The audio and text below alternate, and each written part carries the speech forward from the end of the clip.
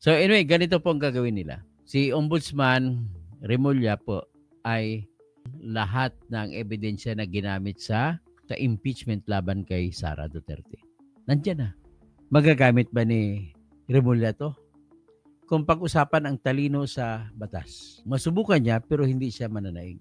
Pero pag-usapan yung kanyang tinatawag na dirty mind, ay gagamitin niya, magsasampa siya ng using his power, the ombudsman, he will file before the Sandigan Bayan an information for plunder. At saka plunder, non-bailable yan.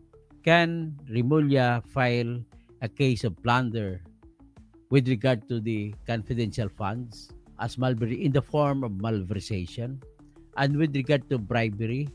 Maraming abogado nag-iisip, yes, they can file because of their quick and shallow reasoning. Sabi nila, ano lang naman yan eh. Iba naman, hiwalay naman yung crime, hiwalay naman ang impeachment.